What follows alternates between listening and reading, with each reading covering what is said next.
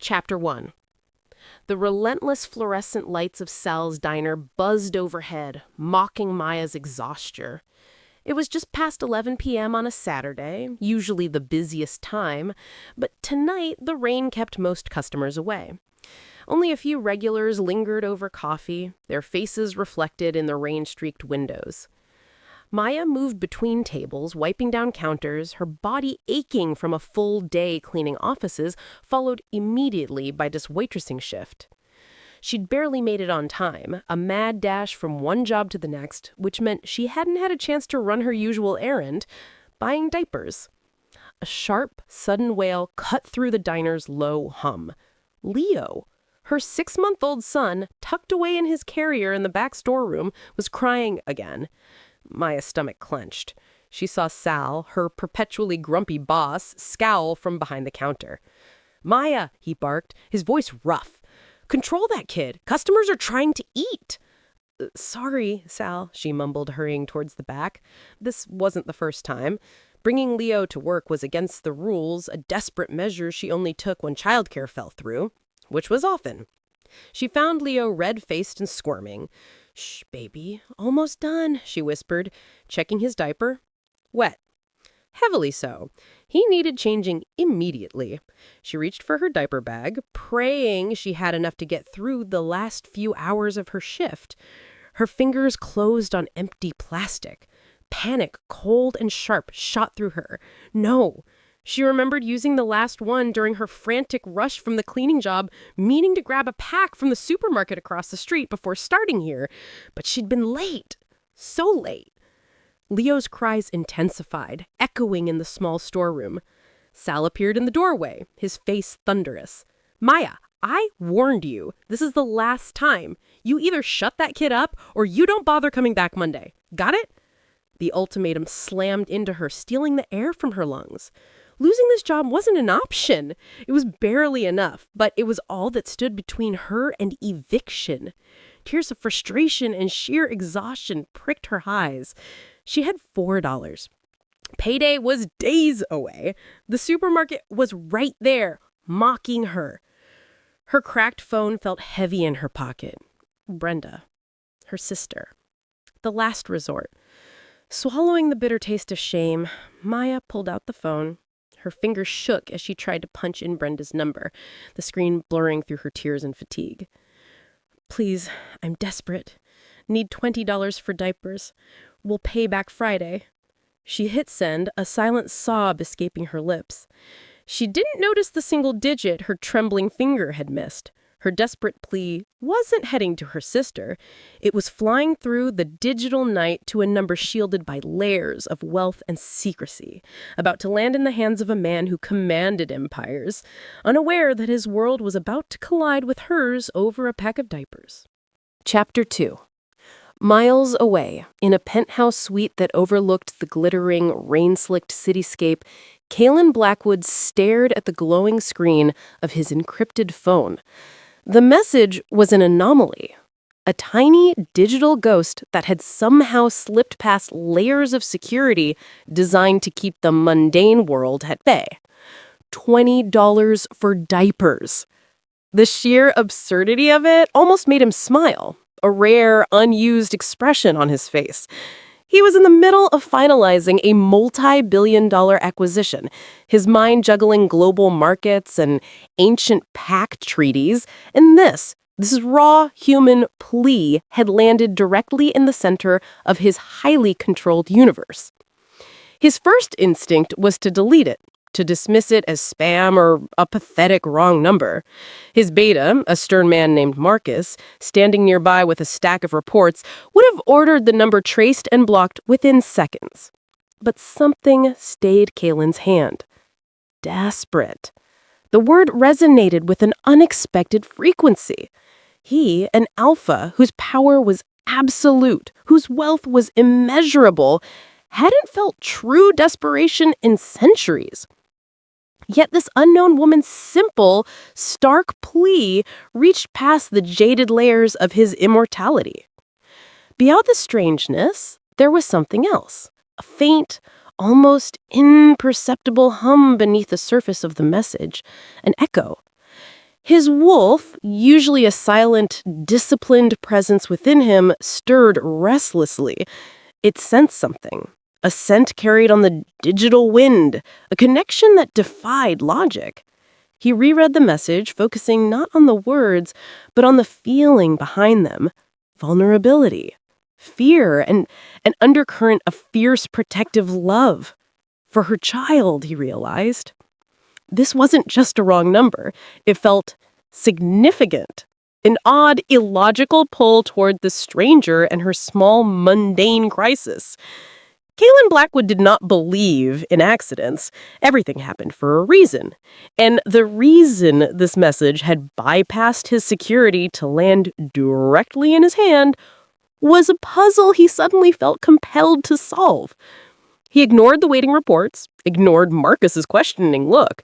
His fingers moved swiftly across the screen, typing a single word that defied all protocol, all logic, driven by an ancient instinct he couldn't explain. Address. He hit send. The reply came back almost instantly, a street address in one of the city's poorest, most run-down neighborhoods. He stared at it, the strange pull intensifying. He glanced at the expensive watch on his wrist. 11 p.m. He looked at Marcus. "Clear my schedule," Kalin commanded, his voice leaving no room for argument. "I'm going out." Chapter 3. Maya was still in the storeroom, rocking a fussy Leo, when the bell above the diner door chimed. Normally she wouldn't have noticed, but this arrival felt different. A sudden hush fell over the few remaining customers. Even Sal, who was wiping down the counter, stopped moving. Curiosity warred with her anxiety. Peeking through the crack in the storeroom door, Maya saw a man standing just inside the entrance, shaking rain from a long, dark coat. He wasn't like anyone who ever came into Sal's. He was tall, impeccably dressed, and radiated an aura of quiet, intimidating power that seemed to suck the air out of the room. His features were sharp, aristocratic, impossibly handsome. But his eyes, a piercing shade of gray, held a cold, assessing look that made her shiver. He scanned the diner, his gaze passing over the worn booths and faded menus with faint distaste, before landing directly on the storeroom door, as if he knew she was hiding there. Panic flared. Who is this guy?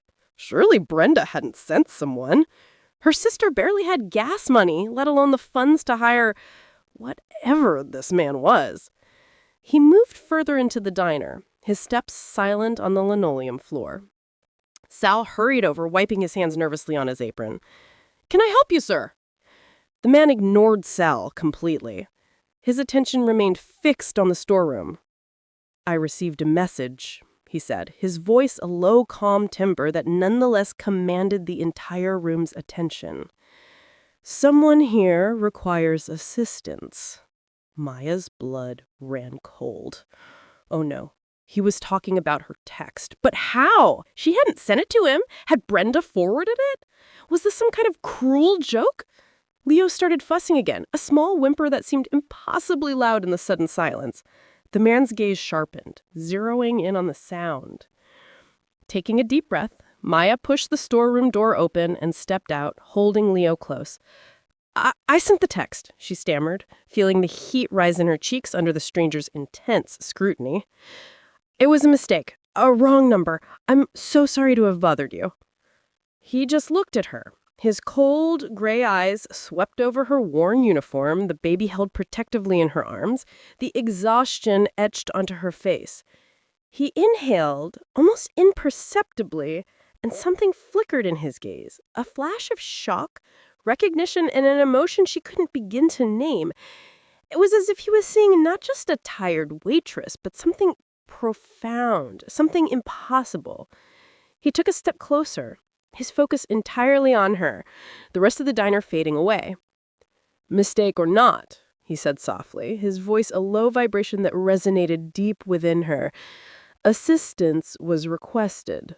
He held out a thick black card. "My driver is outside. He has what you need, and considerably more." Chapter 4. Maya stared at the black card held between Kalen's long fingers. It was thick, matte, impossibly elegant, with no name or number, just a single stylized silver wolf embossed on it. Her mind struggled to process his words. My driver has what you need, and considerably more. Who was this man? He looked like he belonged on the cover of a magazine, not standing in Sal's grimy diner, offering a mysterious aid to a broke waitress. Was this some kind of bizarre prank? A cruel joke orchestrated by Brenda? I don't understand, she stammered, clutching Leo tighter. I just needed $20. It was a wrong number. Kalen's gray eyes softened almost imperceptibly. The raw, primal shock of the mating bond was still coursing through him, a seismic event under his carefully controlled surface. Her scent, a unique blend of rain, exhaustion, and something fundamentally hers, was intoxicating, calling to every possessive, protective instinct he possessed. His wolf, dormant for centuries in the realm of fated mates due to his curse, was now wide awake, laser-focused on the fragile human holding the small child. He had to get out of here before he did something rash, something territorial in front of witnesses. Consider it an unexpected solution to your problem, Kalin said, his voice a low murmur. He gently pressed the card into her hand. His cool fingers brushed against hers, and a jolt, sharp and electric, shot up Maya's arm. Her eyes widened, and she saw a flicker of the same startled recognition in his gaze. He pulled his hand back quickly, his composure momentarily fractured. "My driver is waiting," he repeated.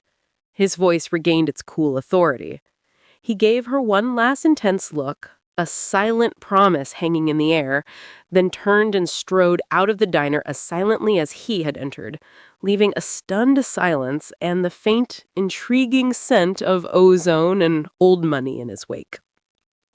Maya looked down at the heavy card in her hand, then back at the empty doorway. Sal and the few remaining customers were staring at her, their mouths agape. Ignoring them, clutching Leo and the card, Maya pushed open the diner door and stepped out into the rain. A long, impossibly sleek black car was idling silently at the curb, its tinted windows obscuring the interior. A driver, dressed in a severe black uniform, stood beside the open rear door. He gave her a brief, impersonal nod. Inside the car, illuminated by the soft interior lights, Maya saw it.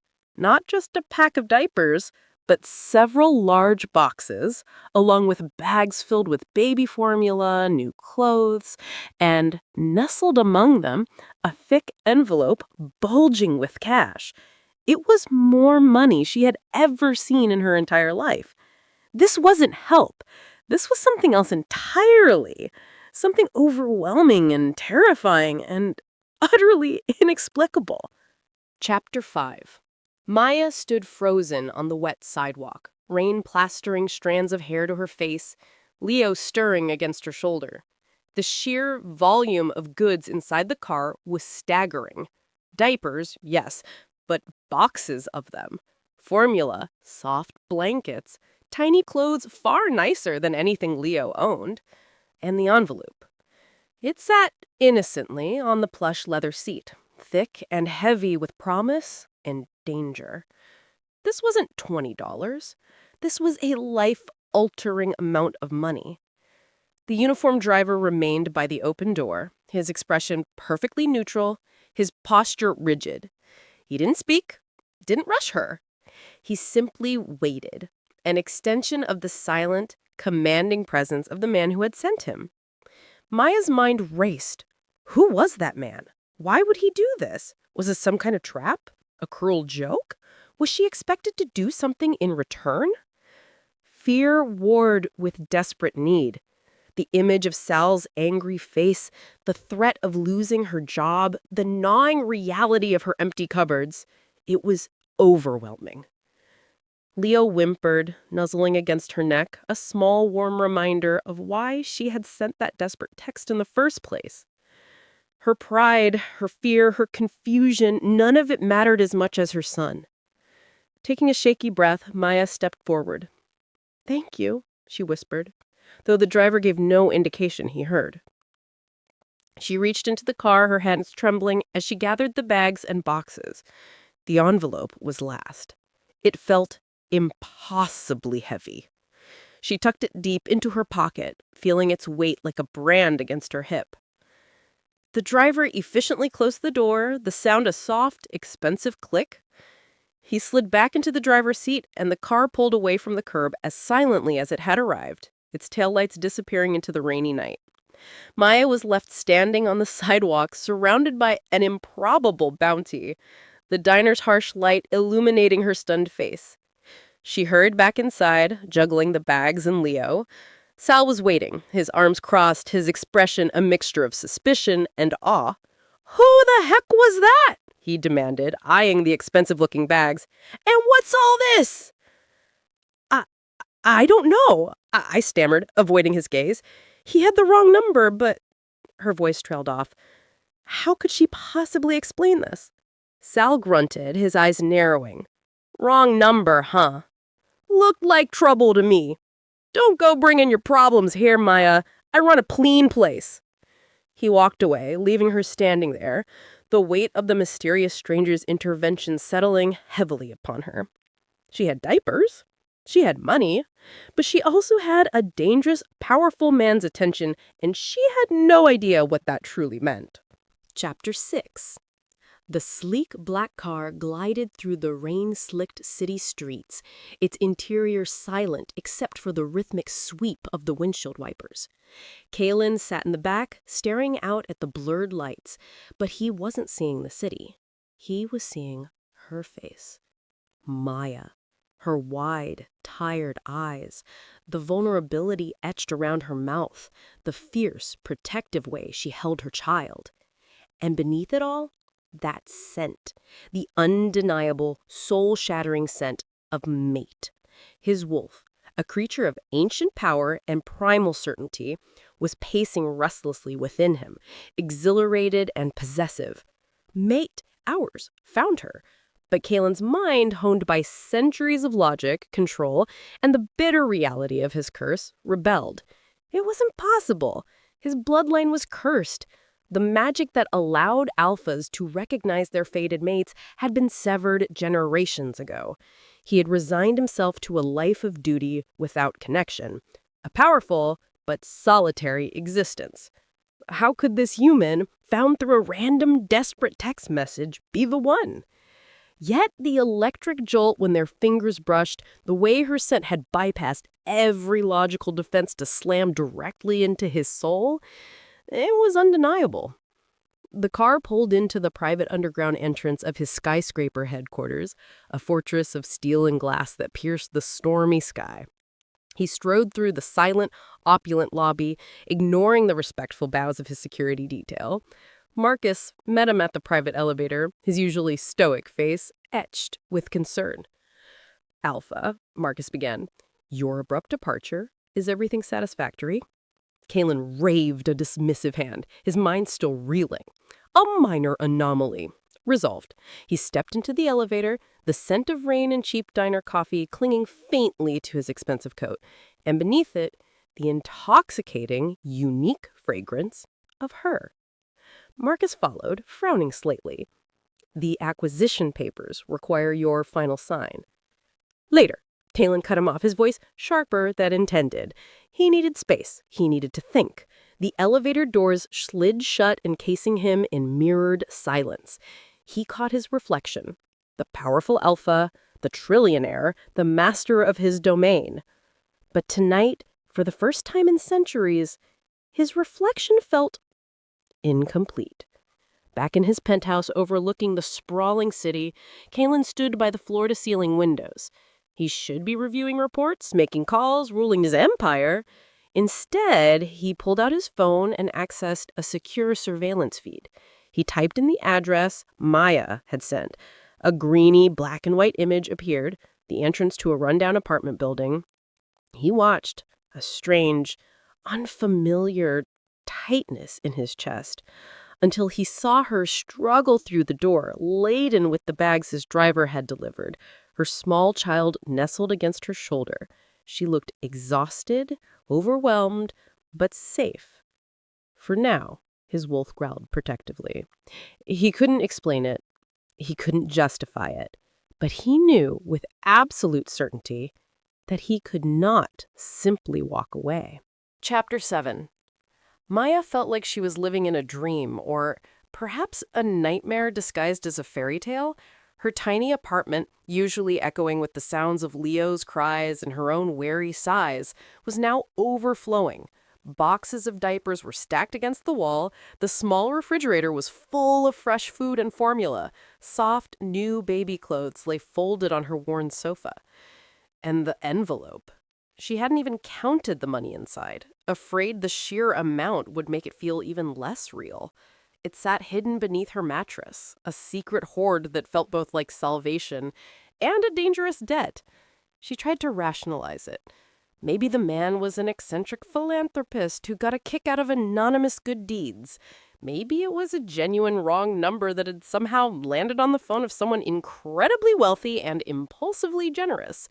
But the intensity in his gray eyes, the jolt she'd felt when their hands touched, the way he had looked at her as if he knew her, none of that felt random or charitable.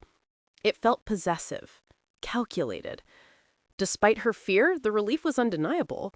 Leo, now dry, fed, and comfortable in a soft new sleeper, was cooing happily in his crib. Maya was able to eat a proper meal for the first time in days. She could pay the overdue rent, keep the lights on. The strange, intimidating man had, in one bizarre encounter, solved all her immediate problems. But the unspoken question lingered. What did he want in return? Miles away, Kalin watched the grainy surveillance feed on a large monitor in his office. He saw Maya moving around her small apartment, tending to her child, her movements efficient and graceful despite her obvious exhaustion. He saw the way she would sometimes pause, her brow furrowed in worry, likely thinking about him. His wolf purred, pleased by the thought. She thinks of us. She knows we are connected. He silenced the primal thought. Irritated.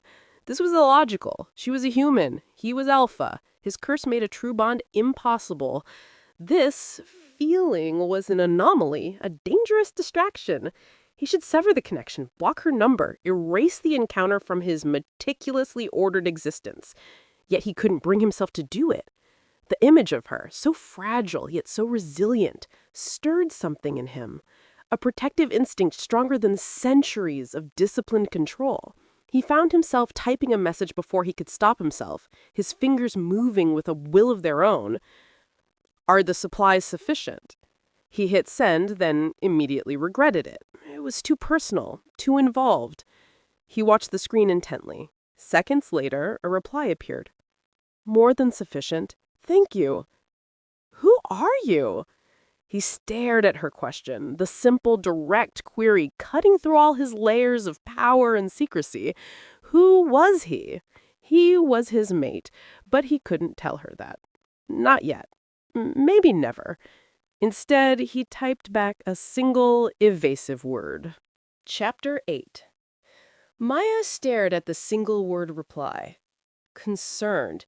It was infuriatingly vague, yet strangely intimate. A complete stranger, impossibly wealthy and powerful, was concerned about her? It made no sense. It felt like a line from a bizarre dream. She typed back, concerned about what? But the message failed to send. The number was suddenly unreachable, as if it had vanished back into the digital ether from which it came. Frustration mixed with a fresh wave of unease. He was playing games with her, dangling solutions and then disappearing, leaving her more confused and unsettled than before. She tried to push him from her mind, focusing instead on the tangible relief his strange intervention had provided. She paid her overdue rent online, scheduled the electric bill payment, and even allowed herself the small luxury of ordering a pizza, the first takeout she'd had in months.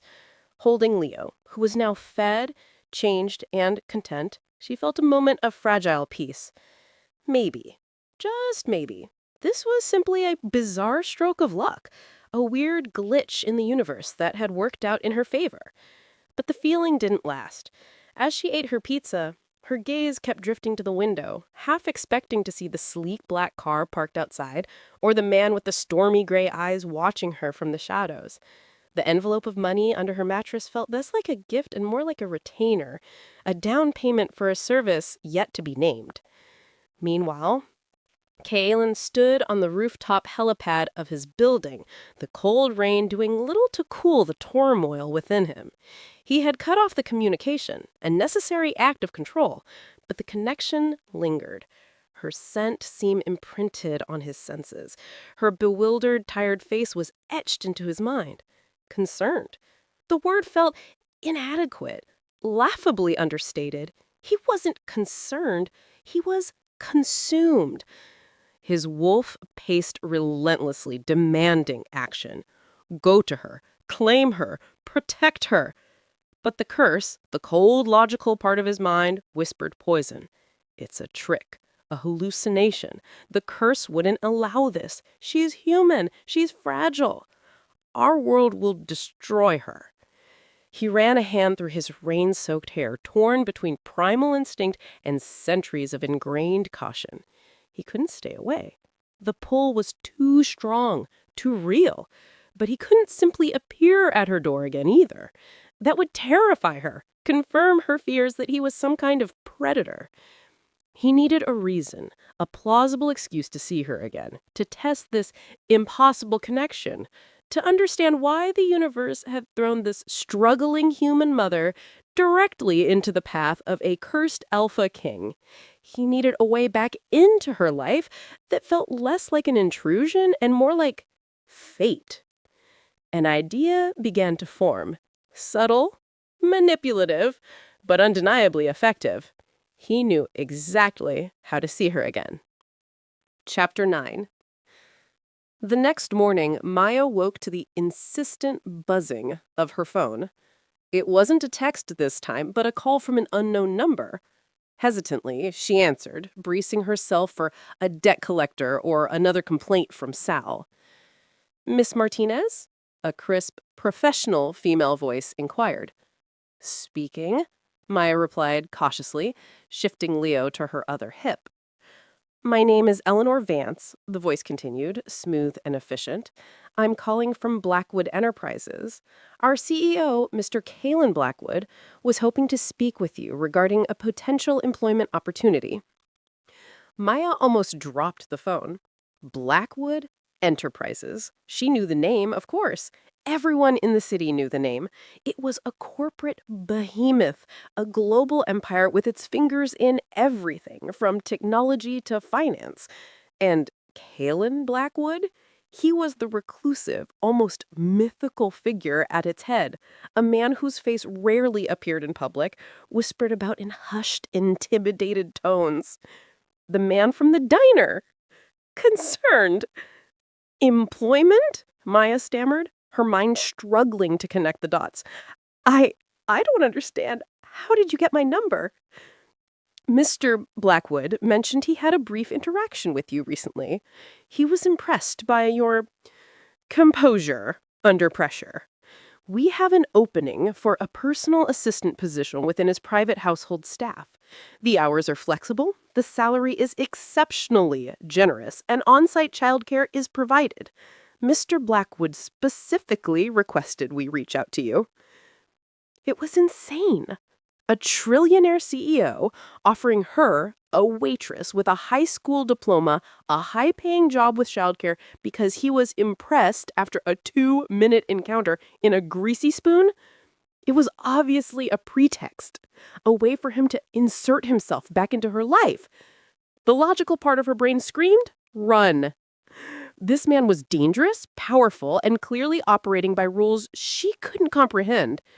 But another part of her, the part that was exhausted, desperate, and utterly responsible for the small child cooing in her arms, couldn't ignore the offer. Flexible hours, generous salary, on-site childcare. It was everything she needed, a lifeline thrown from the most unexpected, terrifying source imaginable. Could she really say no?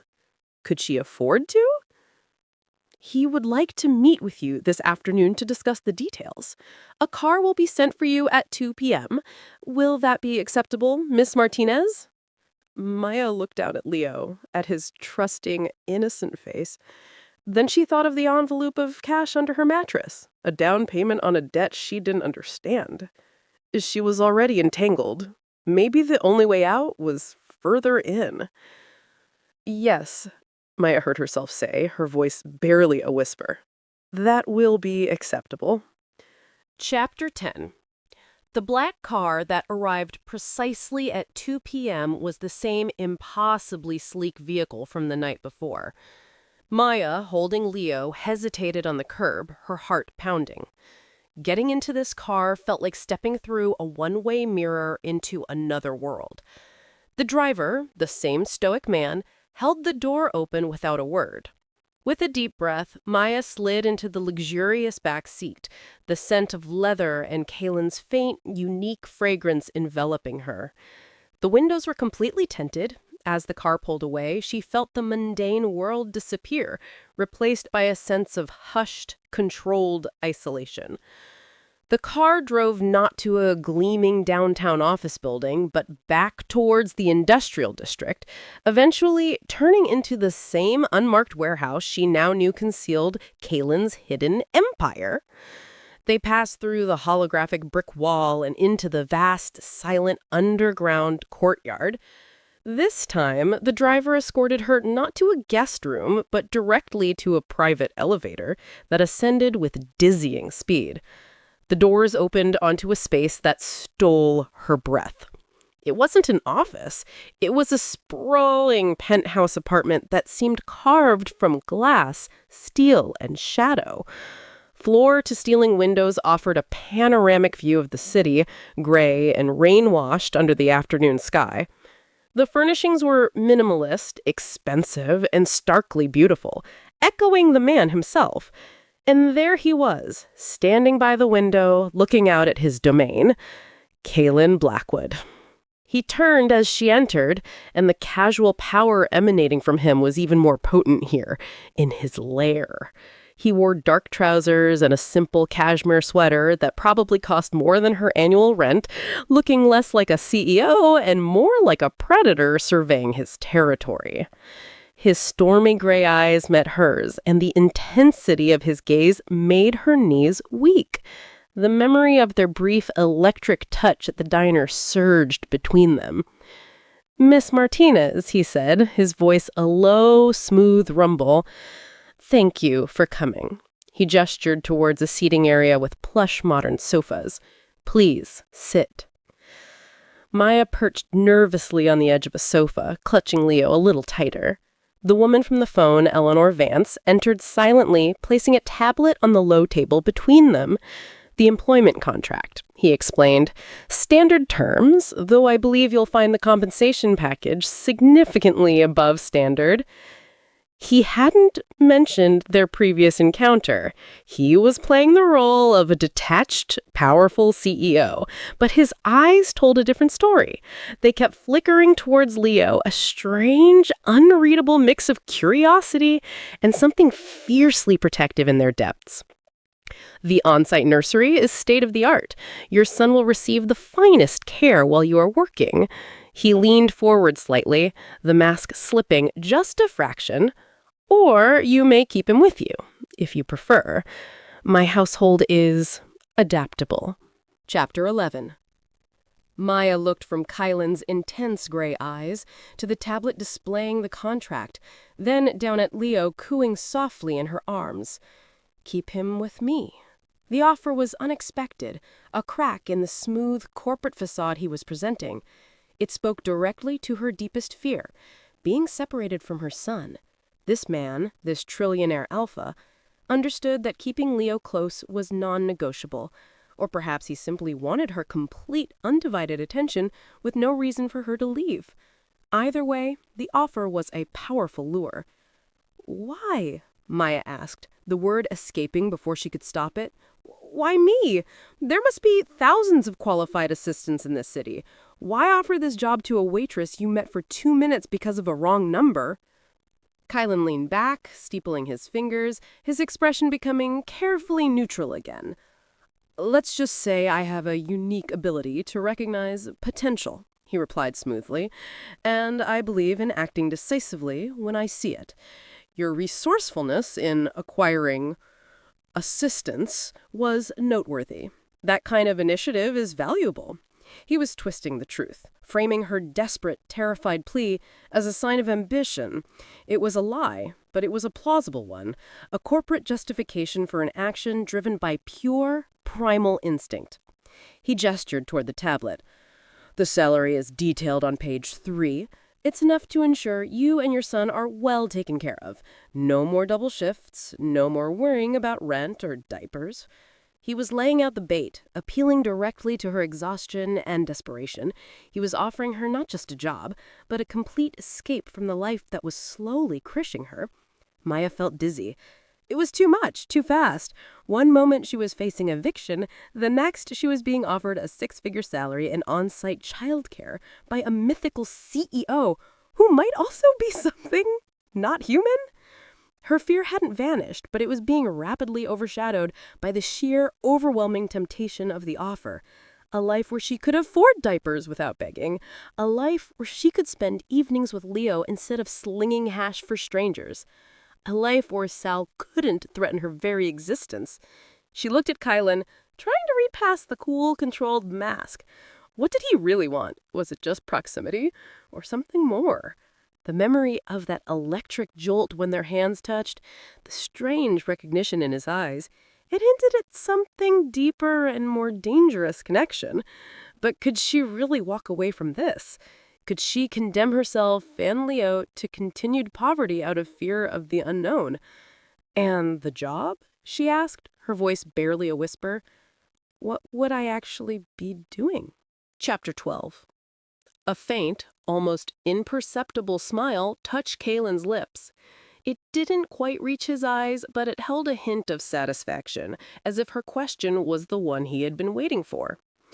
Your duties would be varied, he began, his voice smooth as silk.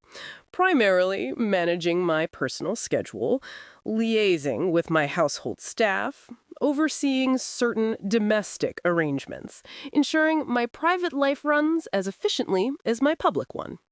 He paused, letting the implications hang in the air. Essentially, you would be my right hand within these walls. It was deliberately vague, yet intensely personal. He wasn't offering her a corporate role buried in some anonymous department. He was offering her a position at the very center of his private world. He wanted her close. Constantly. The possessiveness underlying the offer was a tangible thing, a low hum of energy in the room. As I mentioned, he continued, leaning back slightly, adopting a more casual posture that somehow felt even more commanding. The role is adaptable. Your primary workspace could be here, in the penthouse. It would allow you to remain close to Leo while still fulfilling your responsibilities. He was removing every possible objection, making it impossible for her to refuse. Maya looked down at Leo, who had drifted off to sleep in her arms, his small face peaceful and innocent. This man was offering her son safety, comfort, and the kind of care she could only dream of providing. He was offering her a way out of the exhausting, soul-crushing cycle of poverty. Yes, he was intimidating. Yes, there was a dangerous, inexplicable undercurrent to this entire situation. But wasn't staying in her current life also dangerous? Wasn't struggling to afford diapers while facing eviction its own kind of terror? She met Kalen's gaze, her heart pounding a heavy, uncertain rhythm. She saw the cool, calculating CEO, the powerful alpha, but she also saw the flicker of something else in his stormy gray eyes. That strange, intense focus, that unnerving recognition. He wasn't just offering her a job, he was offering her something else, an escape, a connection, a future she couldn't begin to imagine. "Okay," she breathed, the word barely audible, sealing her fate. "I accept." The tension in Kalen's shoulders seemed to release, though his expression remained neutral. Only the slight, almost predatory gleam in his eyes betrayed the victory his wolf felt. "Excellent," he said smoothly. "Eleanor will finalize the contract and arrange your transition. A car will take you home now. Pack only what is essential for yourself and your son for the next few days. We will handle the rest." The implication was clear. Her old life, her old apartment, was already a thing of the past. She belonged to his world now. Chapter 13. The transition was swift and surreal. The same black car that had taken her to the penthouse reappeared outside her rundown building less than an hour later. Maya, moving in a daze, packed a single duffel bag with essentials, a few changes of clothes for herself and Leo, his favorite worn teddy bear, the photograph of her mother. Everything else, the threadbare furniture, the chipped plates, the constant reminders of her struggle, felt like relics from a past life she was shedding like snakeskin. She didn't look back as she carried Leo and the bag to the waiting car. There was nothing left for her in that apartment but ghosts and overdue bills. The return journey to Kalen's fortress was silent, but this time Maya felt less like a terrified captive and more like someone standing on the precipice of an unknown, possibly dangerous, but undeniably transformative future. She had made a deal, not just for a job, but for a new life, bought and paid for by the enigmatic Trillionaire who seemed inexplicably drawn to her. This time, the driver escorted her to a different suite of rooms within the penthouse level. These were warmer, brighter than the stark elegance of Kalen's personal space. Soft rugs covered the floors, comfortable armchairs invited relaxation, and one entire room had been transformed into a beautiful, fully equipped nursery, complete with a crib, changing table, and baskets overflowing with soft toys and baby essentials.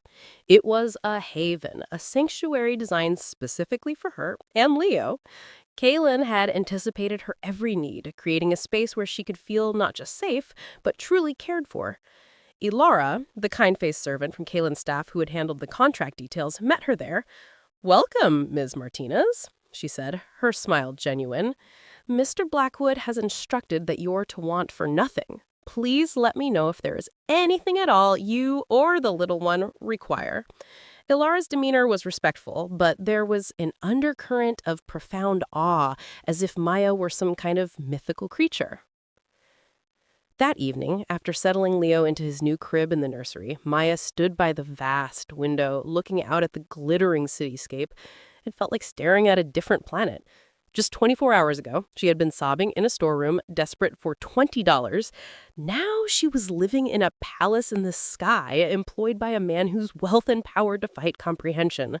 She touched the cool glass, the reality of her situation slowly sinking in. She had accepted the gilded cage. The question now was whether the man who held the key would ever truly let her be free, or if this luxurious prison was just the beginning of a different kind of captivity. Chapter 14. Life in the penthouse suite was surreal. Days bled into one another, marked by a quiet, almost unnerving peace. Leo thrived in the calm, luxurious environment, surrounded by new toys and bathed in the soft, indirect sunlight that filled the nursery.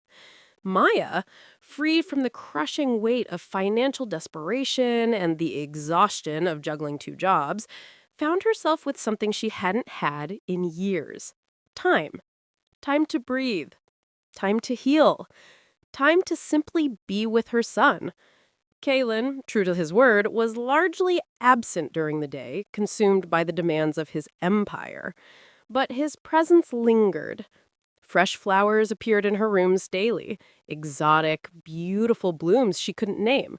Her wardrobe expanded, filled with elegant, comfortable clothes that appeared as if by magic. Gourmet meals were delivered by silent staff, tailored to preferences she hadn't even realized she'd expressed. He was spoiling her, showering her with a level of care and intention that was as overwhelming as it was seductive. Her official duties as his assistant were minimal, almost non-existent. She organized his personal calendar, which was mostly empty, and occasionally relayed messages to Ilara. It became increasingly clear that the job was a pretense, a justification for keeping her close. In the evenings, he would often return, shedding the sharp, ruthless persona of the CEO and becoming simply Kalin. He would find her in the nursery, perhaps reading to Leo, and he would watch them, a strange, quiet longing in his stormy gray eyes. He never touched her, maintaining a careful, respectful distance, but the intensity of his gaze was a constant, unnerving presence. One evening, he found her sitting on the floor, trying to assemble a complex wooden puzzle Leo had received. She was frowning in frustration, the pieces refusing to fit. Kalin knelt beside her, his movements silent and graceful. "May I?" he asked, his voice a low murmur. He picked up two seemingly random pieces and slotted them together perfectly. He continued, his long, elegant fingers moving with surprising dexterity, until the puzzle was complete. Maya stared at the finished picture, then up at him. "How did you do that?" A faint smile touched his lips. "Centuries of practice," he admitted softly, the words a casual admission of his true nature that hung in the air between them. He met her gaze, the playful moment turning serious. "Some patterns are easier to see when you've watched the world turn for a very long time." He was talking about more than just the puzzle. He was talking about her, about the connection he felt, the pattern he saw that she couldn't yet comprehend.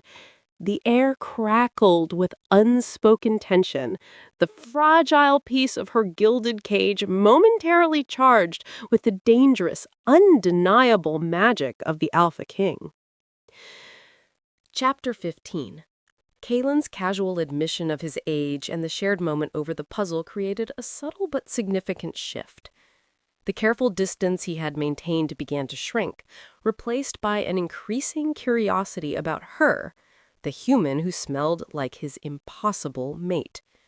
He started appearing in her rooms more often, not just in the evenings, but sometimes during the day, under the thinnest of pretexts.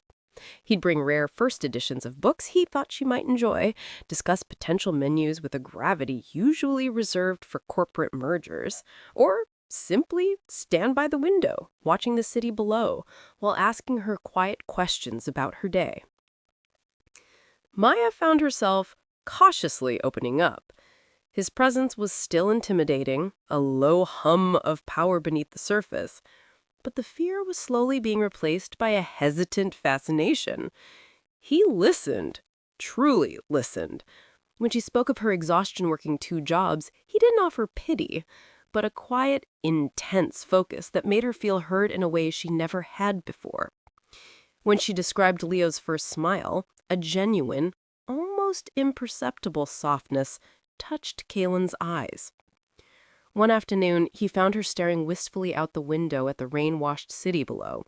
Leo was napping peacefully in the nursery. "You miss the outside world," Kalin stated, his voice a low observation. Maya flinched slightly. It was true. Despite the luxury, the safety, the sheer relief of her new life, she felt like a bird in a beautiful cage. She missed the simple act of walking down a street, feeling the sun on her face, the anonymous bustle of the city. A little," she admitted softly. Kalin was silent for a moment, his stormy gray eyes thoughtful.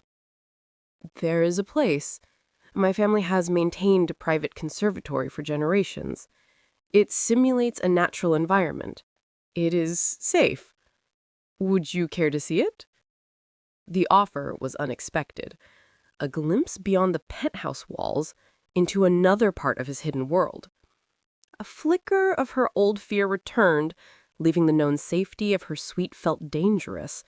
But the longing for something green, something real, was stronger.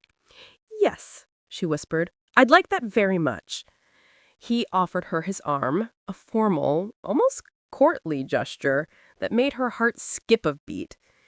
As she placed her hand hesitantly on his forearm, feeling the cool, hard muscle beneath his sleeve, she felt the now familiar jolt of their connection. He led her from her sanctuary, not as a captor leading his prisoner, but as a host guiding his guest into a deeper, more secret part of his world. Chapter 16. The journey to the conservatory was another silent descent in the private elevator, this time going down, deep beneath even the underground courtyard. Maya felt a tremor of unease. They were leaving the modern sunlit heights of the penthouse for the older, deeper parts of Kalen's domain. When the door slid open, she gasped. They stepped into a cavernous space, bathed in a soft, warm golden light that seemed to emanate from the air itself. It smelled of damp earth, blooming flowers, and rich, living greenery. Before them stretched a breathtaking indoor landscape, towering trees draped with flowering vines, lush ferns carpeting the ground, and a sparkling stream meandering through the center. It was a perfect, self-contained ecosystem, a slice of a primordial forest hidden beneath tons of concrete and steel. Butterflies with iridescent wings flitted between blossoms, and the gentle sound of trickling water filled the air. "It's beautiful," Maya breathed, her voice filled with genuine awe. After weeks surrounded by cool, minimalist luxury, the sheer, vibrant life of this place was overwhelming. "It is a sanctuary," Kalin said, his voice softer here, losing some of its sharp edge. "Maintained by my family for centuries. A reminder of the world that once was, before cities covered the earth." He watched her face, gauging her reaction, a flicker of something vulnerable in his gaze. He was sharing something deeply personal, something hidden from the world.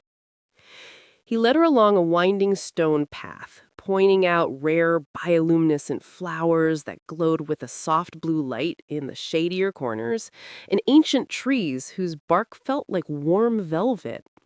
He spoke of the delicate balance of the ecosystem, the way each plant and insect relied on the others. His knowledge was vast and intimate. He wasn't just the owner, he was the caretaker, the guardian of the secret world. Maya felt the tension in her shoulders ease for the first time since she'd entered his fortress. Here, surrounded by living things, she felt a connection to her old self, the girl who loved nature, who gathered herbs, who understood the quiet language of growing things. She asked him questions about the plants, her own knowledge surprising him. They weren't a king and his ward here, they were two people sharing a quiet appreciation for the natural world.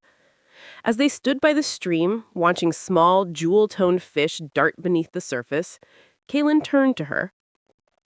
"You belong here, don't you?" he murmured, his gaze searching her face. "Among living things." Chapter 17. Kalen's quiet question, "You belong here, don't you?" lingered between them, thick with unspoken meaning. Maya looked away from his intense gaze, focusing instead on the darting fish and the crystal-clear stream. Did she belong here? Not just in this beautiful hidden garden, but in his world? A world of ancient power, hidden societies, and primal instincts she couldn't comprehend? A world where men like him existed, capable of both terrifying possessiveness and breathtaking tenderness? She didn't know the answer. The pull towards him, the undeniable connection she felt, was warring with the deep-seated fear that she was playing with fire, hopelessly out of her depth. "It's peaceful," she finally replied, sidestepping the deeper question. "It reminds me of the woods where I used to gather herbs with my mother." Kaelen nodded slowly, accepting her evasion. He seemed to understand her internal conflict, the push and pull between fascination and fear. He didn't press her. Instead, he simply stood beside her in comfortable silence, watching the water flow. It was a strange kind of intimacy, sharing a quiet moment surrounded by the vibrant life of the conservatory, while the dangerous reality of his world waited just outside the elevator doors. After a while, he gestured towards a secluded bench hidden beneath a canopy of fragrant star-shaped white flowers. "Let us rest a moment before we return." They sat together, close but not touching. The air was warm and humid, filled with the scent of blossoms and damp earth. It felt worlds away from the cold, sterile elegance of the penthouse. Maya found herself relaxing, truly relaxing, for the first time since her life had been upended. She leaned her head back against the stone bench, closing her eyes, savoring the feeling of peace. "Tell me about your mother," he said softly, his voice barely disturbing the quiet. The question was unexpected, but his tone was gentle, inviting. Hesitantly at first, then with growing ease, Maya began to speak. She told him about her mother's love for books, her quiet strength, the way she could make even their small, struggling life feel full of magic. She spoke of her sudden illness, the helplessness she had felt watching her fade, and the crushing loneliness after her death. She hadn't realized how much grief she still carried, bottled up inside. As she spoke, the tears she hadn't allowed herself to cry finally began to fall, hot and silent tracks down her cheeks. She didn't try to stop them. Here, in this hidden sanctuary with this strange, ancient man beside her, it finally felt safe to let them go. Chapter 18. Maya hadn't intended to say so much, but the quiet, peaceful atmosphere of the conservatory and Kalen's unexpected gentleness had opened a floodgate. Her tears subsided, leaving a hollow ache in her chest. She wiped her eyes, feeling exposed and vulnerable. "I'm sorry," she whispered. "I didn't mean to." "Do not apologize for your pain," Kalin murmured, his voice a low, soothing sound. He reached over, not to touch her face, but to gently place his cool hand over hers where it rested on the bench. The contact was a spark, grounding her. Loss is a burden universally understood, even across lifetimes. His quiet empathy gave her the courage to voice the rest of the story, the part that still felt like a raw, open wound. "It wasn't just losing her," Maya continued, her voice trembling slightly. "It was Leo's father. He was gone the moment I told him I was pregnant. Vanished. No support, no contact, just gone, leaving me completely alone to face everything. Sometimes I look at Leo, and I see him, and I hate myself for it." The confession tumbled out heavy with shame and a loneliness so profound it felt like a physical weight. Fresh tears welled up, blurring the lush greenery around her. She tried to pull her hand away, embarrassed by her complete breakdown, but Kalen's grip tightened, almost imperceptibly holding her fast. He didn't offer platitudes or empty reassurances. Instead, he simply sat with her, absorbing her pain, his stillness, a powerful, silent form of comfort. Then he moved. He shifted closer on the bench and gently, hesitantly, wrapped his arm around her shoulders, pulling her against his side. The gesture was tentative, almost awkward, as if physical comfort was a foreign language he was only just learning. But it was exactly what she needed. She leaned into his embrace, burying her face against the cool, smooth fabric of his sweater, and finally let herself truly weep for her mother, for her lost hopes, for the crushing weight of single parenthood, for the fear and uncertainty of her new life. Kalin held her, his initial awkwardness dissolving into a fierce protective embrace. He rested his cheek against the top of her head, his eyes closed. He felt the tremors racking her small frame, heard the brokenness in her sobs, and something inside him, something cold and dormant for centuries, cracked wide open. The mating bond, which had been a confusing, intriguing hum, now blazed within him, a roaring inferno of possessiveness, empathy, and undeniable love. This was his mate. Her pain was his pain, and he would tear down the world to keep her safe. Chapter 19.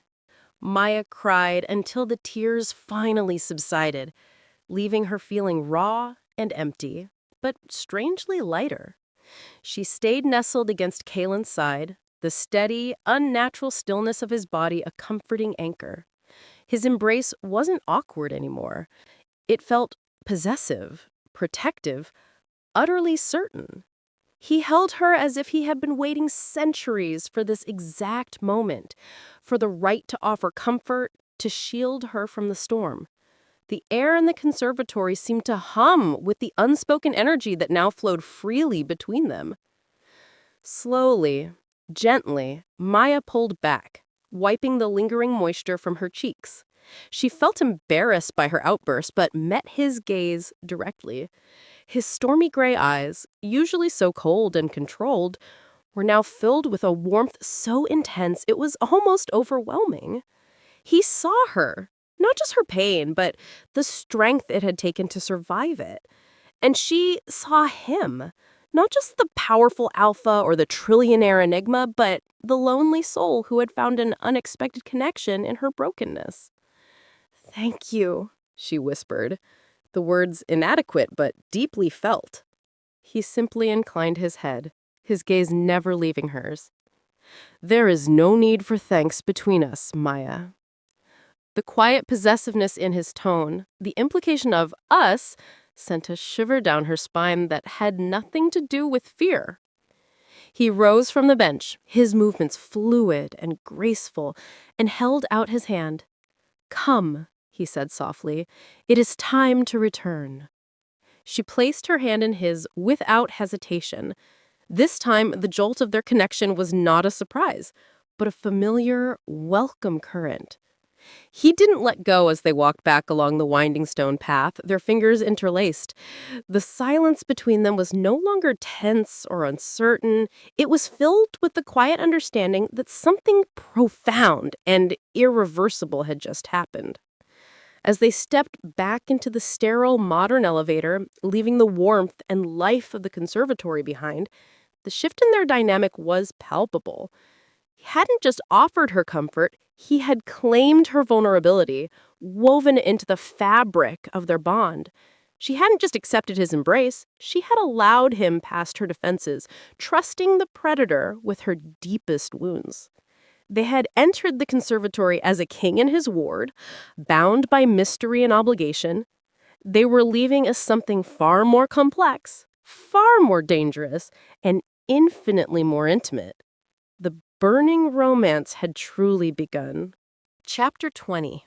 The days following their visit to the conservatory took on a new rhythm.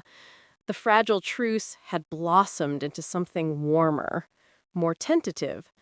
Kalin, having breached the wall of his own solitude by offering comfort, seemed determined to explore this unfamiliar territory.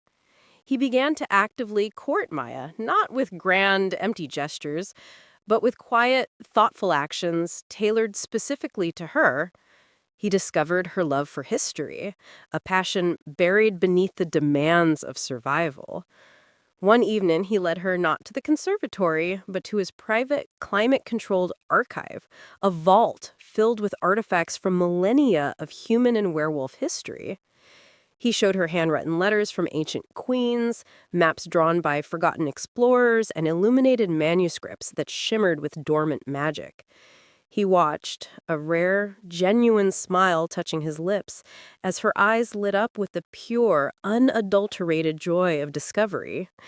It was a shared intimacy far deeper than any physical touch could have been. He learned about her exhaustion, the bone-deep weariness left by years of relentless struggle. He arranged for private spa treatments within the penthouse, gentle massages and soothing therapies designed to ease the tension from her perpetually knotted shoulders.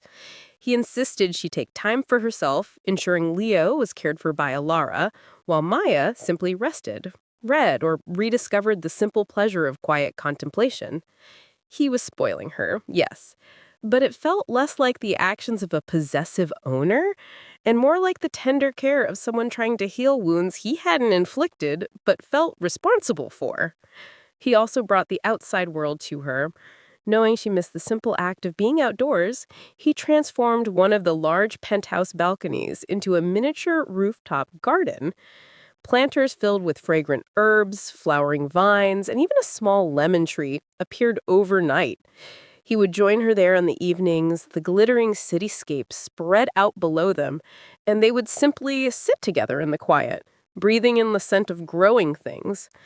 Maya found herself relaxing, her fears slowly, cautiously giving way to trust. This powerful ancient creature was treating her with a reverence and tenderness she had never known. He wasn't trying to change her or possess her. He was simply cherishing her. The burning passion wasn't just physical, it was emotional. A slow, steady fire kindled by shared moments, quiet conversations, and the dawning realization that this impossible man might actually be falling in love with her. Chapter 21. Kalin seemed determined to bridge the gap between their worlds, introducing Maya not just to creature comforts, but to experiences she had only dreamed of. One evening, he led her to a private elevator she hadn't known existed. "There's something I wish to show you," he murmured, his eyes holding a rare spark of boyish excitement that made her heart flutter. The elevator descended even further than the conservatory, opening into a vast, temperature-controlled gallery, filled not with art, but with cars. Dozens of them. Sleek, powerful machines from every era, gleaming under soft spotlights.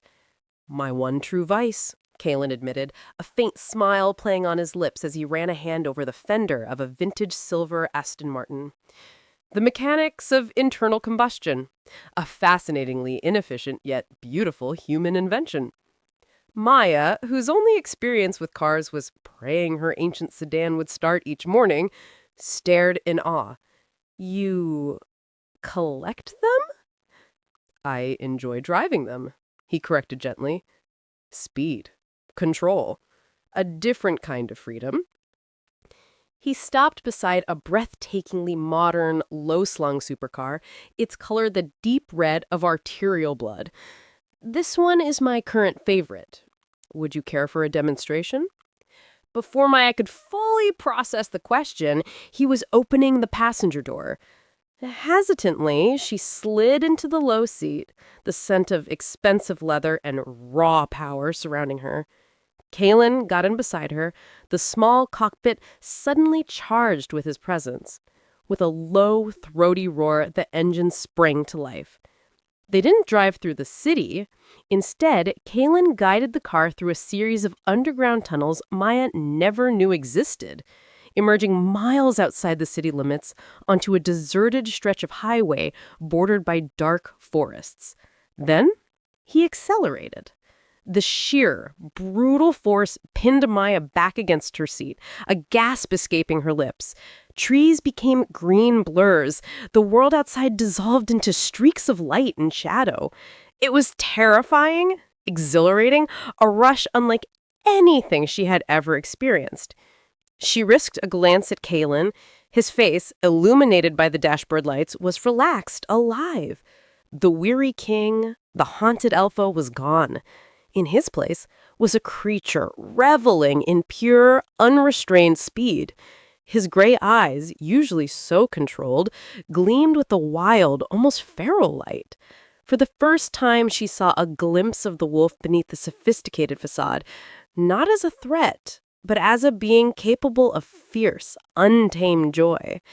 When he finally slowed, pulling the car onto a scenic overlook where the moon hung heavy over a silent valley, the shared adrenaline left them both breathless, their connection humming in the sudden quiet. Chapter 22. The powerful engine ticked softly as it cooled, the only sound besides their shared breathing in the sudden stillness. Maya stared out at the moonlit valley, her heart still racing from the exhilarating speed. The adrenaline left a pleasant warmth in its wake, mingling with the potent awareness of Kalin beside her in the intimate space. The dashboard lights cast his sculpted profile in sharp relief, highlighting the faint curve of a smile that lingered on his lips. He looked younger, almost carefree, the weight of centuries momentarily lifted. "Better than coffee, wouldn't you agree?" he asked, his voice a low, teasing rumble. Maya laughed, a genuine, unguarded sound. "Maybe just a little," she admitted, "though slightly more terrifying." "Fear can be invigorating," he mused, turning his gaze from the valley to her. The intensity was back in his stormy gray eyes, but softened now, laced with something warm and appreciative. "Especially when overcome." He reached over, his fingers gently tracing the curve of her jaw, his touch sending a familiar shiver down her spine. "You were not afraid. Not truly. Maybe I'm getting used to terrifying. Or maybe I just trusted the driver." His smile widened, reaching his eyes this time, transforming his face. "Trust," he repeated softly, savoring the word. "A rare commodity in my world, especially from a human." He paused, his expression growing serious again. "My pack, they do not understand. They see your presence as a disruption, a potential weakness." Maya's brief sense of joy faltered. The reminder of the world waiting for them back at the fortress was a cold splash of reality. "Am I? A weakness?" "No," Kalin stated firmly, his fingers tightening slightly on her jaw, demanding her attention. "You are the opposite. You are unexpected. You challenge everything I thought I knew about my world, about my curse, about myself." He leaned closer, his voice dropping to an intimate whisper. "They fear you because they see the effect you have on me. They see that the Alpha King is no longer solely focused on duty and dominion." He brushed a stray strand of hair from her cheek. "They see that I'm developing a very dangerous, very human attachment." His confession hung between them, raw and vulnerable. He was admitting that his feelings for her were a potential liability in his ruthless world. Yet he wasn't pushing her away. He was acknowledging the danger, but choosing her anyway. The depth of that choice, the risk he was taking, solidified the fragile trust blooming between them into something far stronger, far more binding. Chapter 23. The drive back to the city was vastly different from the journey out. The silence in the car was no longer tense or uncertain, but filled with a comfortable, charged intimacy. Kalin drove with a relaxed focus, one hand resting lightly on the steering wheel, the other occasionally brushing against Maya's knee as he shifted gears. Small, possessive touches that sent sparks dancing across her skin. Maya watched the city lights draw closer, not with dread, but with a strange sense of anticipation. The fortress no longer felt like a cage, but like a shared sanctuary, a place where their impossible connection was taking root. They returned to the penthouse, the transition from the wild freedom of the highway back to the controlled luxury of Kalen's world seamless. Leo was sleeping peacefully in his crib, watched over by Alara, who gave Maya a knowing and gentle smile as she quietly departed. Kalin followed Maya into the nursery, leaning against the doorframe as she checked on her son. "He looks peaceful," Kalin murmured, his voice a low rumble. "Content." "He's safe here," Maya replied softly, smoothing Leo's fine hair. "We both are." She turned to face Kalin, the unspoken truth of her words hanging in the air. She wasn't just acknowledging the physical safety he provided, but the emotional sanctuary he was becoming. Kalin pushed away from the doorframe and walked towards her, stopping just inches away. The air crackled between them. He reached out, his cool fingers gently tucking a strand of hair behind her ear, his touch lingering on her skin. "I swore an oath long ago to protect my pack, my territory, to put duty above all else. I never anticipated a variable like you, Maya Martinez. His thumb brushed across her lower lip, a feather-light touch that made her breath catch. You are not a variable I can control, nor do I wish to.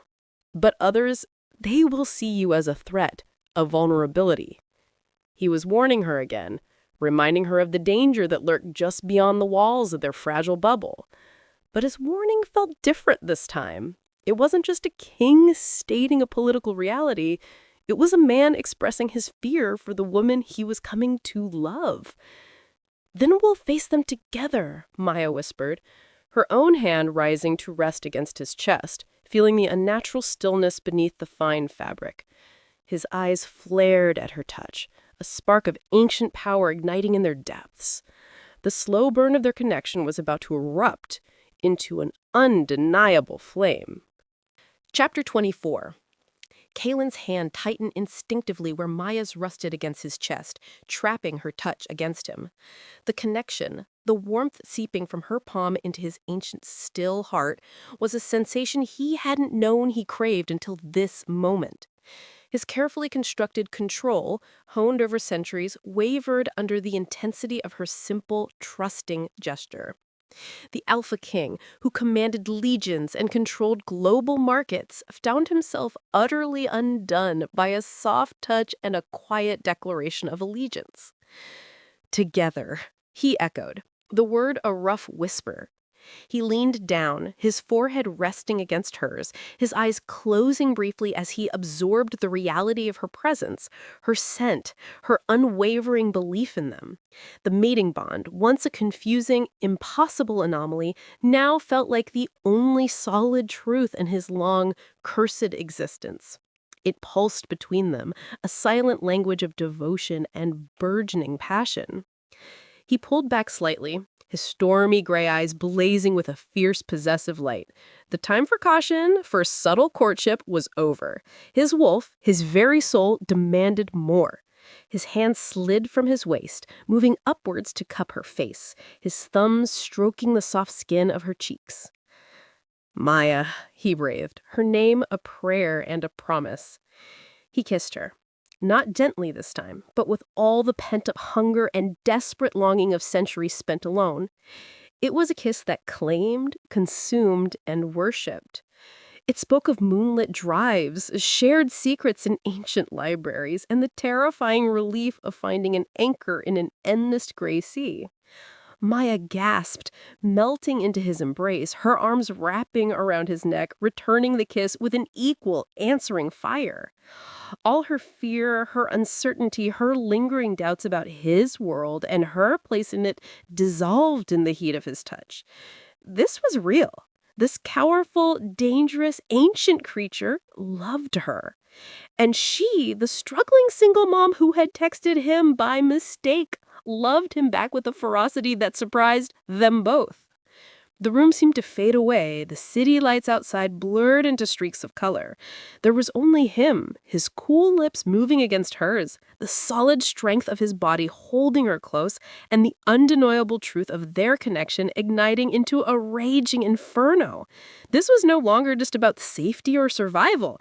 It was about choosing each other completely and irrevocably against all odds. Chapter 25. The kiss deepened, a desperate, breathless exploration that erased the lines between human and alpha, mortal and immortal. Maya clung to Kalin, lost in the overwhelming sensation of finally belonging, of being cherished. His cool hands roamed her back, pulling her impossibly closer, his touch both reverent and fiercely possessive.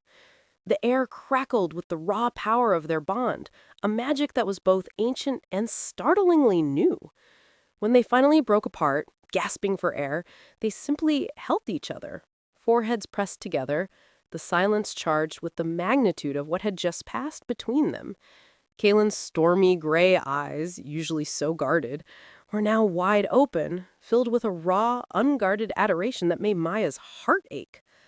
"I never thought," he began, his voice rough, trailing off as if words failed him. He who commanded empires with a single word was rendered speechless by the simple miracle of her kiss. "Me neither," Maya whispered, her fingers gently tracing the sharp line of his jaw.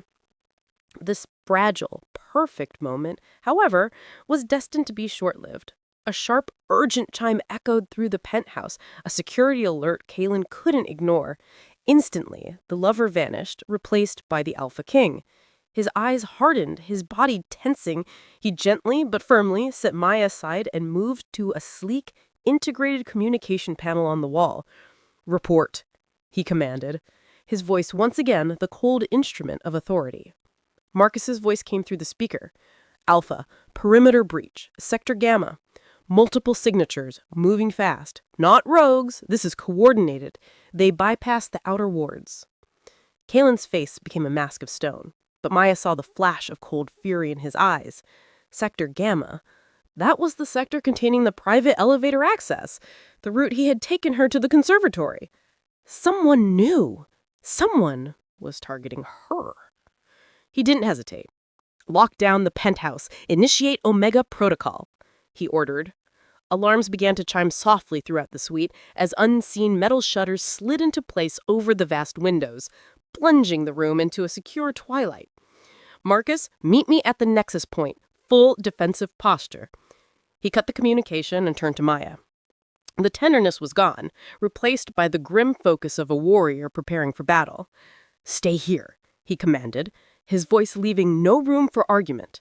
"Do not leave the suite. Elara will be with you. You will be safe." He strode towards the door, a whirlwind of controlled power, but before he left, he paused and looked back at her, his gaze intense.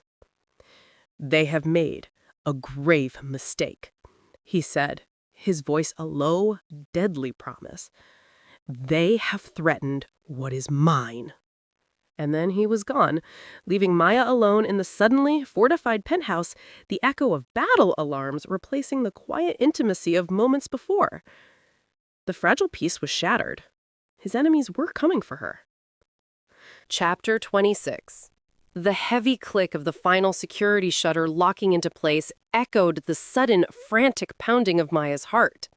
One moment she was lost in the breathtaking intimacy of Kalen's kiss. The next, she was trapped in a high-tech fortress under siege. The soft, ambient lighting shifted to a dimmer, emergency setting, casting long, unsettling shadows across the luxurious room. Leo, startled by the sudden alarms, began to whimper in the nursery. Elara appeared almost instantly, her usual calm replaced by a tight-lipped, efficient urgency. "Stay away from the windows, Miss Martinez," she instructed, her voice low but steady as she moved to comfort Leo. "The penthouse is secure. The Alpha will handle the intruders." But Maya couldn't just stand by. Kalin was out there, fighting enemies who had targeted her. The helplessness was a suffocating blanket. She remembered the sheer, brutal power he had unleashed in the forest, but these weren't wild animals. They were likely other werewolves, coordinated and armed. She paced the length of the main room, her mind racing, wishing desperately for a way to see what was happening, to help. Meanwhile, Kalin moved through the service levels of his fortress with lethal speed. The scent of the intruders, unfamiliar wolves, tinged with the acrid smell of dark, forbidden magic, filled his senses. They were skilled, bypassing his outer wards with surprising ease, but they were fools to think they could breach his inner sanctum. Marcus met him at the designated nexus point, a grim junction in the building's complex network of corridors, flanked by a dozen of Kalen's elite guard, already shifted into their formidable war forms. 3 intruders, Marcus reported, his voice a low growl.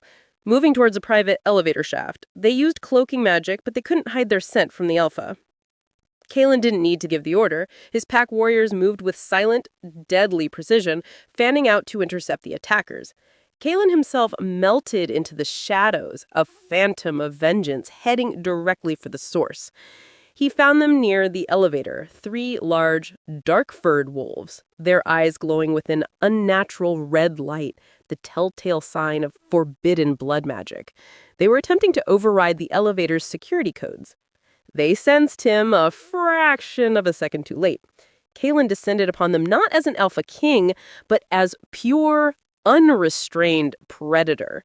The fight was brutally short, his speed and strength, amplified by centuries of power and the raw fury of protecting his mate, were overwhelming. Snarls and the sickening crunch of bone echoed briefly in the confined space, then silence. Kalin stood amidst the wreckage, barely winded, the red glow fading from the eyes of his fallen enemies. He had eliminated the immediate threat, but the question remained, who had sent them? And why now? Chapter 27. The soft chime indicating the security lockdown was lifting startled Maya from her anxious pacing. Leo had fallen back asleep in Alara's arms, oblivious to the silent battle that had raged floors below. The heavy shutters slid open, revealing the rain-streaked city lights once more. Moments later, the suite door opened, and Kalin stepped inside. He looked unhurt, his dark clothes immaculate, but the air around him crackled with a dangerous, barely contained energy. His stormy gray eyes immediately found Maya, scanning her from head to toe as if reassuring himself she was real and unharmed. The raw possessiveness in his gaze was stark, stripped bare by the adrenaline of the fight. "It's over," he stated, his voice a low, clipped sound. "The threat has been neutralized." Maya rushed towards him, her relief so potent it made her dizzy. "Are you all right? What happened?" He stopped her advance with a gently raised hand, not wanting her to see the faint spatters of dark blood that dotted his boots, evidence of the swift, brutal justice he had dispensed. "I am unharmed," he assured her, though his jaw remained tight. "3 intruders, sent by someone who wishes to destabilize my position by removing a perceived vulnerability." His words confirmed her fear. The attack wasn't random. It was about her. She was the vulnerability. The realization sent a fresh wave of cold dread through her. "Because of me," she whispered, guilt washing over her. "This happened because of me." "No," Kalin countered instantly, his voice fierce. He closed the distance between them, cupping her face in his hands, forcing her to meet his intense gaze. His thumb stroked her cheeks, his touch surprisingly gentle, despite the fury still simmering beneath his surface. "He underestimated me. He underestimated us. They thought threatening you would make me weak. Instead, they have only solidified my resolve." He pulled her into a tight embrace, burying his face in her hair, inhaling deeply. She could feel the tightly coiled power in his body, the low growl rumbling in his chest. He wasn't just holding her. He was anchoring himself to her, drawing strength from their connection. "I will find who sent them, and they will pay a price far steeper than they can possibly imagine. No one threatens my mate." Chapter 28. The fortress hummed with a quiet, lethal efficiency in the hours following the attack. Kalin worked with Marcus and his security team, analyzing the minimal evidence left by the intruders, tracing the faint threads of dark magic back to their source. Mayim stayed in the penthouse, watching over Leo, her mind replaying Kalen's fierce vow, "No one threatens my mate." The words were both terrifying and profoundly comforting. She was irrevocably tied to this dangerous world, but she was no longer alone in it. He returned just before dawn, the hard lines of exhaustion around his eyes softening the moment he saw her. He had identified the faction responsible, a rival pack known for dabbling in forbidden blood magic, hoping to exploit any perceived weakness during his transition to power. Retribution would be swift and absolute, but that was a task for the Alpha King. Right now, the man needed his mate. He walked over to where she sat by the nursery window, watching the first hints of gray light touch the sky. He didn't speak, simply knelt before her and rested his head in her lap, a gesture of profound trust and weary vulnerability. His eyes closed, and for a long moment, the only sound was their shared breathing. Maya gently ran her fingers through his dark hair, the simple domestic act a stark contrast to the violence that had preceded it. "They won't stop," she whispered, voicing the fear that lingered beneath the surface. "Neither will I," Kalin replied, his voice muffled. He looked up at her, his stormy gray eyes filled with an unwavering certainty. "They thought you were my weakness. They are about to discover you are my strength, my reason." He took her hand and pressed a kiss to her palm, a gesture that felt more binding than any ancient oath. "This world is dangerous, Maya. I cannot change that. But I will build a fortress around you and our son, not of stone and steel, but of absolute devotion. You are my fated mate, my accidental miracle, and I will spend the rest of eternity proving I am worthy of the desperate text that brought me to you." Maya leaned down and pressed a soft kiss to his forehead. The fear was still there, a low hum beneath the surface, but it was overshadowed by the fierce, burning love she felt for this complex, dangerous man. He was a trillionaire, an alpha king, a shadow and power. But he was also hers, her unexpected savior, her passionate partner, her fated love. Their story had begun with a mistake, a plea for $20. But looking into his devoted eyes, Maya knew their future, whatever dangers it held, would be priceless.